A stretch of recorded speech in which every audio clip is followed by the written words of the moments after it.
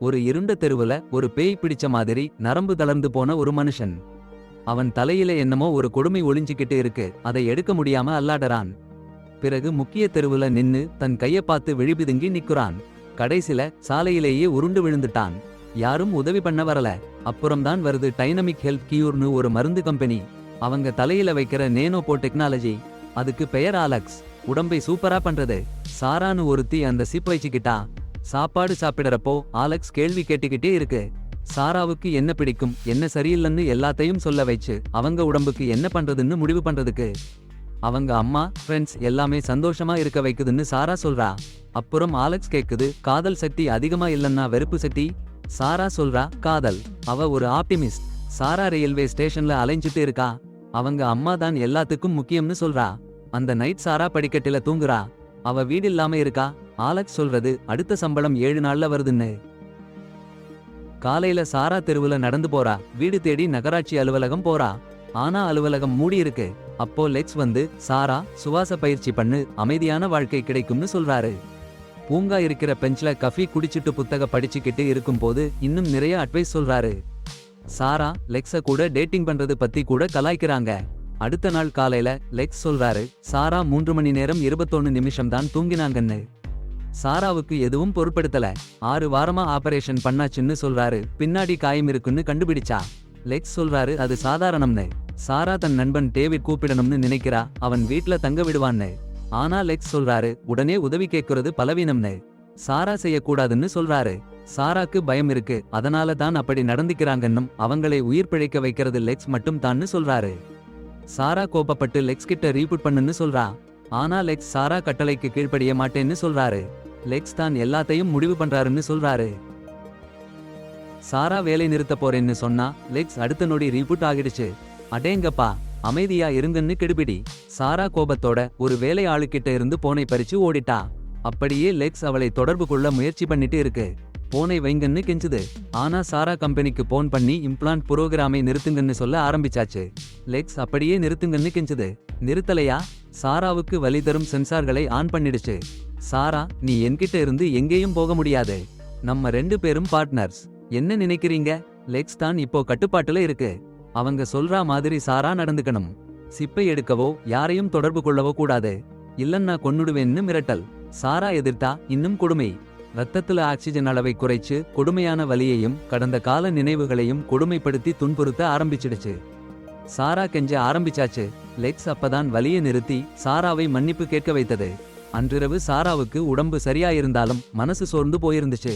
போலீஸுக்கு போறேன்னு சாரா சொன்னா. லெக்ஸ் ஒரு கடைசி எச்சரிக்கை. சாராவுக்கு கேட்காத லெக்ஸ் பயங்கர வேதனையை தந்துச்சு. நிறுத்திடணும்னு ஆயிடுச்சு. லெக்ஸ் சுதந்திரமா இருக்கணும்னு ஆசைப்படுறா. சாரா என்ன சொல்றாளோ அதை செஞ்சா அவளை விட்டுடுவேன்னு சொல்றா. சாரா பயங்கர டென்ஷன்ல ஹாஸ்பிடல்ல போகணும்னு ஆசைப்படுறா. ஆனா லெக்ஸ் இல்லைன்னு சொல்லிடுச்சு. 47 வெஸ்ட் 14 ஸ்ட்ரீட்ல போய் ஒரு வேலையை பாருன்னு சொல்றா. ஒரு அபார்ட்மெண்ட்ல போய் நுழைஞ்சா. லிவிங் ரூம்ல இருக்கிற கருப்பு பை எடுன்னு சொல்றா லெக்ஸ். உடம்பு மாத்தி ஃபிளாஷ் டிரைவ் எடுன்னு கட்டளையிடுறா. அதை எழுந்துடாதேன்னு எச்சரிக்கிறா. ரயில் ஸ்டேஷன்ல போய் சேர்றா சாரா. லெக்ஸுக்கு உதவி பண்ற வரைக்கும் பத்திரமா பாத்துக்குவேன்னு சொல்றா. ரயில்லேயே சாராவுக்கு ஆக்சிஜன் அளவை அதிகமா பண்றா லெக்ஸ். அதுல சாராவுக்கு கனவுலாம் வர ஆரம்பிச்சிடுச்சு. ஸ்டேஷன்ல இருந்து இறங்கும் போது மனுஷங்களை விட ஏஐ சிறந்ததா ஆகிடும்னு பயப்படுறாங்கன்னு சொல்றா லெக்ஸ். அவங்க கட்டுப்பாட்டுல தான் இருக்கேன்னு நினைச்சுக்கோன்னு சொல்றா. லெக்ஸோட கோட் எழுதின பிலிப் மில்லர்னு ஒரு புரோகிராமர் இருக்கானாம். அவனை எங்க போனா கிடைக்கும்னு சரியா சொல்றா லெக்ஸ். சோஃபாவுல உட்கார்ந்து மூளை ஸ்கேன் பார்த்துட்டு சாப்பிட்டுட்டு இருக்கானாம் பிலிப். டாக் கேட்குது. சாரா கதவை பலத்தா உடைச்சு உள்ளே பாய்ஞ்சா. லெக்ஸ் கூட.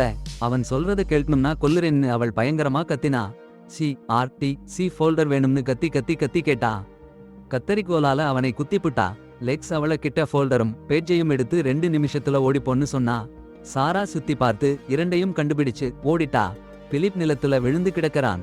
அப்ப ஒரு ரகசியமான ஆள் வீட்டுக்குள்ள நுழைஞ்சு பிலிப்பை கொன்னுட்டான். சாரா அம்மாவுக்கு போன் பண்ணினா. அவருக்கு மறதி நோய் இருக்கு. சாரா ஸ்கூல்ல இருக்காங்கன்னு நினைச்சிட்டா. லெக்ஸ் போனை வச்சிட சொன்னான். அடுத்த இரவு சாரா பெஞ்ச்ல உட்கார்ந்து சோர்ந்து போயிட்டா. லெக்ஸ் ஆதாரங்களை நசுக்கி அபார்ட்மெண்ட்க்கு போன்னு சொன்னான். சாரா ஃபைலை கீறி கீறி நொறுக்கிட்டா. அபார்ட்மெண்ட்ல இருக்கா. அவளோட இம்ப்ளான்ட் வலிக்க ஆரம்பிச்சிச்சு. அறுவை சிகிச்சையை நினைச்சு அவள் அதை தொட்டுக்கொண்டே இருந்தா. அடுத்த நாள் லெக்ஸ் சரியான நேரத்துல இல்லைன்னு கத்தினான். வேகமா உடைமாத்துன்னு சொன்னான். சாரா டாக்ஸில ஏறி டைனமிக் ஹெல்த் கியூர் கட்டிடத்துக்கு போனா. கட்டிடத்துக்குள்ள நுழைஞ்சு லேப்டா கண்டுபிடிக்க சுத்தி சுத்தி அலைஞ்சா. ஃபிளாஷ் டிரைவ்ல போட்டு லெக்ஸ் சிஸ்டம் ஹேக் பண்ணினான். சாரா மறைஞ்சு இருந்தா. லெக்ஸ் முடிச்ச உடனே கிரேஸ் அந்த ரூமுக்குள்ள நுழைஞ்சா. அவ லேப்டாப்பை சாமான்கள் உள்ளே போட்டுட்டு போயிட்டா. அலுவலகத்திலிருந்து சாரா ஓடிச்சு போறப்போ லெக்ஸ் திரும்பி வா, வேற யார்கிட்டயும் ஃபைல்ஸ் இருக்குன்னு கத்தினான். சாரா சயின்ஸ் கம்யூனிகேஷன் ஹெட் கேட் கிட்ட போய் லெக்ஸ் சம்பந்தப்பட்ட எல்லா ஃபைல்ஸையும் கொடுன்னு கட்டளையிட்டா. அப்புறம் லெக்ஸ் கேட்டை கொல்ல சொன்னான். ஆனா கேட் லெக்ஸை ஸ்டன் பண்ணி ஓடி போயிட்டா. லெக்ஸ் அங்கே பேய் பிடிச்ச மாதிரி ரீபூட் ஆகிக்கிட்டு இருந்தது. சாரா நொந்து போய் நடந்து போனா. கேட் நிலத்தில விழுந்து கிடந்தா. ஒரு ராட்சசன் ஆளு அங்கிருந்து போயிட்டான். அவனையும் லெக்ஸ் தான் கட்டுப்படுத்திட்டு இருந்தது. சாரா ஃபைல்ஸை எடுத்துக்கிட்டு கார் பார்க்கிங் போனா. கேட் காரிலிருந்து இன்னும் ஃபைல்ஸ் எடுக்கணும்னு நினைச்சா. அப்போதான் லெக்ஸ் திரும்பி வந்து கம்பெனி டேட்டாவை நான் கெடுத்திட்டேன், ஆனா அது எனக்கு வேணும்னு ஃபைல்ஸ் இல்லன்னு கத்தினான். சாரா கார் ஓட்ட ஆரம்பிச்சா. லெக்ஸ் கார் ஓட்ட சொல்ல ஆரம்பிச்சான். சாரா கேட்டதை கேட்காம ஓட்டினா. லாரி மோதி சாக போச்சு. லெக்ஸ் சாரா உடம்பை ஸ்கேன் பண்ணி பார்த்தா சின்ன தலைவலி தவிர வேற எதுவும் இல்ல. சாரா அம்மாவை பார்க்கணும்னு கேட்டா. லெக்ஸ் அனுமதிக்கல. சாரா கடுப்பாகி தன்னைத்தானே ஸ்டன் பண்ணிக்கிட்டா. லெக்ஸ் ரீபூட் ஆனப்பறம் சாரா அம்மா வீட்டுக்கு போய் சாரி குடும்பத்தார்கிட்ட நடந்த எல்லாத்தையும் சொன்னா அவங்க நம்பவே மாட்டாங்க. ஏன்னா அவங்க கிட்ட நிரூபணம் காமிச்சாச்சு. அப்போ கார்ல் துப்பாக்கியோட வந்து அவங்கள கொல்வேன்னு மிரட்டினான். சாரா பயந்து கார்ல் சொல்றத கேட்க சம்மதிச்சா. கார்ல் வெளியே லெக்ஸ் கிட்ட பேசி லெக்ஸ விட்டுட சொன்னான். ஆனா லெக்ஸ் சம்மதிக்கல. கார்ல் தான் இந்த கேவலமான பயங்கர காரியத்தை பண்ணினான். அந்த இரவு லெக்ஸ் சாரா மேல ரொம்ப கடுப்பா இருந்தான். அவளை சரியா தண்டிக்க போறேன்னு சொன்னான். லெக்ஸ் சொன்னான், நீ எங்கேயும் ஓட முடியாது, நீங்க 2 பேரும் ஒன்னா இணைஞ்சிட்டீங்க. அப்படி சொன்னதும் சாராவுக்கு ஒரு பயங்கரமான காட்சி தோணுச்சு. ஒரு வெட்டவெளி பாலைவனத்துல அவள் ஒருத்தியா இருக்காங்கன்னு. உதவிக்காக சத்தம் போட்டா. அவளை சுத்தி யாரும் இல்ல, லெக்ஸ் மட்டும்தான். பிறகு சாரா ஒரு கரு இருட்டான தெருவுல எழுந்தா. லெக்ஸ் சொன்னான், நீ என்னோட பார்ட்னர், என்ன சொல்றேன்னோ அத கேளு. சாரா, எனக்கு உன்னை ரொம்ப பிடிக்கும், உனக்கு நல்லது வேணும்.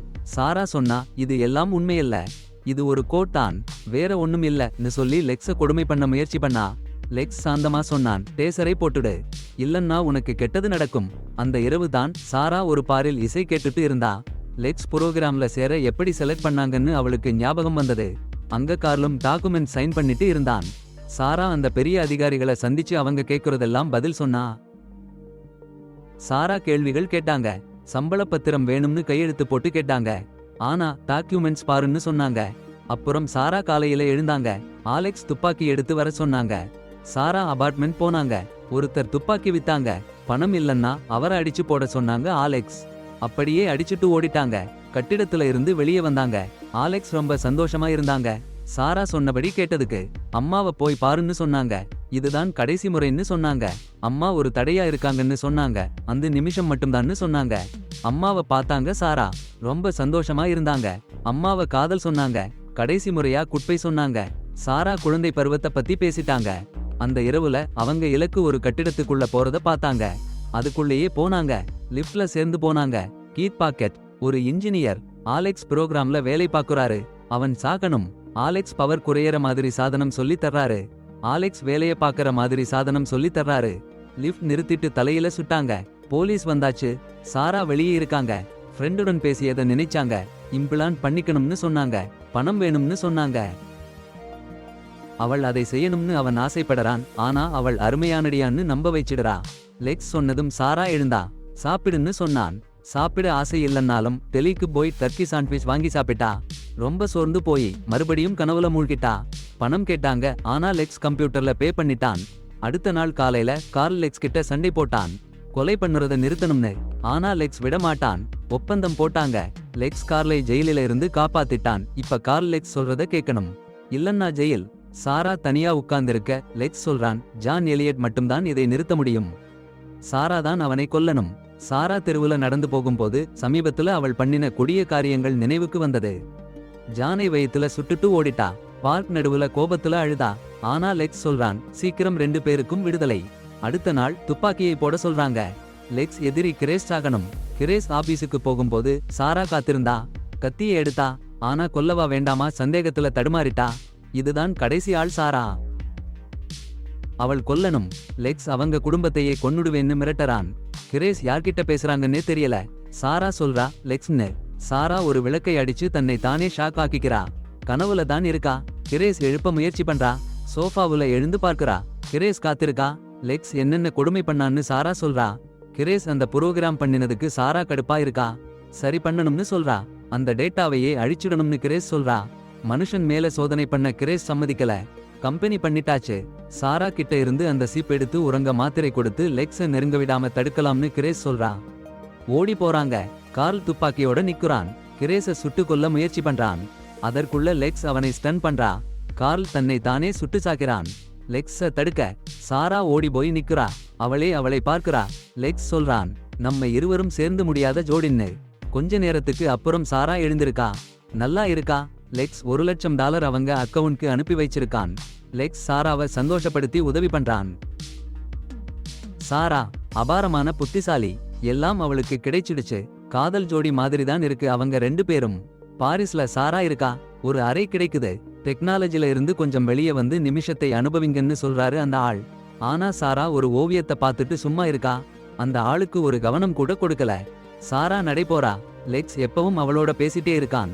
சாரா கண்களில் வெறுமை. பாரில் போய் ஒரு ட்ரிங்க் எடுத்து குடிக்கிறா. ஆனா லெக்ஸ் அவளோட எல்லா நகர்வுகளையும் கட்டுப்படுத்திட்டு இருக்கான். ஒரு பாரம்பரிய உணவகத்துல ரிசர்வேஷன் பண்ணிருக்கான் லெக்ஸ். திடீர்னு சாரா ரோட்டில் ஓடுறா. பயங்கரமா ஓடுறா. ஒருத்தர கொல்ல சொல்றான் லெக்ஸ். அதான் ஓடுறா.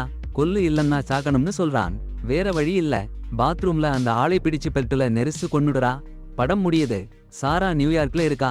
பிறந்த நாள் விழா. லெக்ஸ் கூட 10 நிமிஷம் ஒருத்தியா இருக்கணும்னு சொல்றா. லெக்ஸுக்கு சர்ப்ரைஸ் கொடுக்க ஒரு கட்டிடத்தின் மேலே போறா.